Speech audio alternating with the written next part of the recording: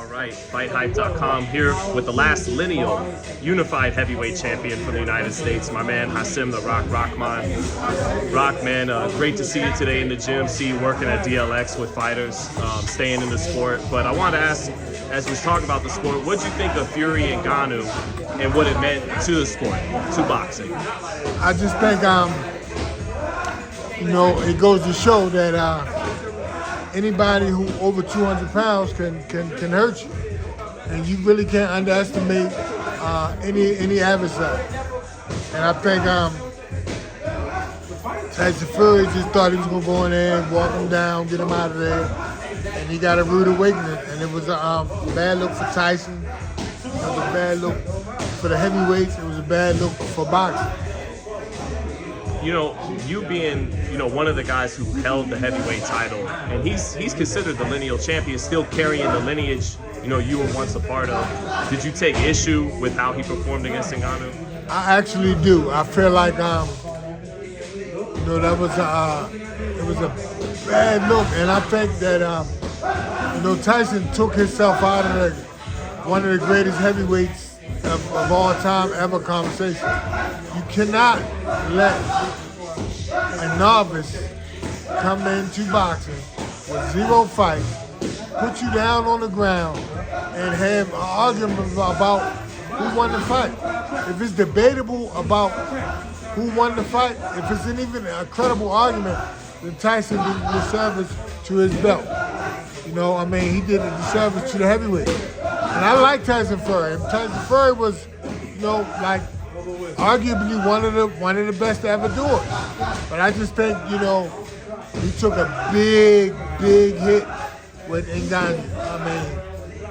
Getting dropped and making the fight. Not even if the only thing he did was get dropped and won every other round, including the round he got dropped in, made that easy. It might not be so bad. But he's actually losing rounds to a novice fighter.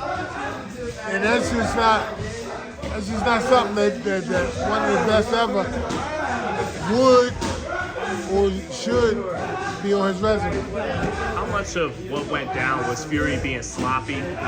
His punches weren't straight or snappy, and how much of it was just Ngannou's good, for his inexperience? It's hard to say how much. Tyson Fury's a professional. He know what he had to do. He know what was on the line. He know that he had a December date for the undisputed heavyweight title. So he knew what was at risk. And for him to underprepare, that's all on him. This is a profession. If you the champ, you gotta be professional at all times. Because nobody, if Ngannou would have knocked him out silly, nobody want to hear that, I ain't take him serious. Nobody want to hear that. You still in the record book as getting knocked out by Ngannou. So, when you professional heavyweight champion in the world, arguably the best in the sport, then you really got to bring your A game for everybody. I think it was a sad day for boxing. Yeah. What's this mean for boxing? Is this gut check time? Is it a real issue? What do you think, the fallout? I think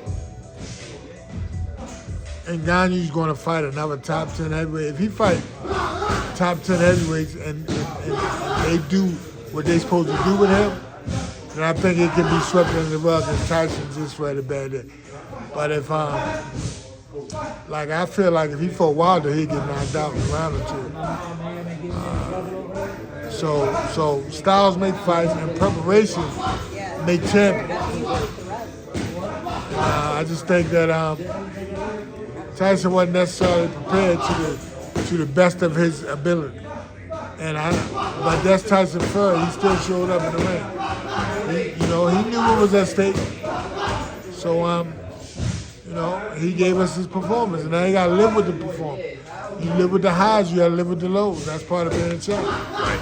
So is it a kind of a thing where you want to see Deontay redeem the division in that Ngannou fight? I would love to see that fight. I would love to see, but I don't really think it's redemption because, it's It's one of those styles make fights type of thing. Deontay still really has to beat Fury. Even if he smoked Ngannou, you say, well, what can he do with Fury? So, do you think that it would be a necessary evil that boxing needs for Deontay to go in there and smoke? But it's really not going to do much for Deontay in terms of when it comes to Tyson Fury. Right. Do you feel like Fury beats Usyk, or you got Usyk in that fight now? Man, I always had Usyk. Did you? I always had I don't know Usyk. why I thought you had Fury for some reason. I always had Usyk in the fight because I feel like Tyson Fury does Usyk to most of the heavyweights. Like, he outboxes, he outmoves, he outpunches them guys. And most heavyweights is like flawed and one-dimensional, just trying to land that bomb. And when Tyson can use his movement, use his weight, use his athleticism against most heavyweights because they don't use it. But Usyk uses his athleticism. Usyk got boxing skills. Usyk then fought like welterweight champion coming up. Look at his resume. Usyk then fought. I mean, he done had an amazing career. Olympic gold medalist, undisputed cruiserweight champion, unified heavyweight champion. I mean, clearly he can take the punches of the big guy.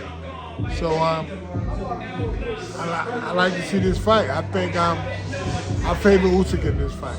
Do we got to put him in there with the greats in the heavyweight history? Usyk? Yeah. I mean, I think you automatically have to do that already. I mean, only Holyfield was undisputed cruiserweight and heavyweight champion. Him and Holyfield, yeah. So if he can do that, and he will even do something Holyfield didn't do, because he doing it in a 4-belt era, where Holyfield did it in a 3-belt era. So he actually won up in Holyfield. So it's no doubt that you got to make him one of the greatest. We know you're familiar with Evander Holyfield, Rock. Yes. Yeah. Intelligent man. He uses his head very well. I wasn't gonna say it, but you know. Why not? It happened. It's history. Great, yeah. It's his story and my story, so it's history.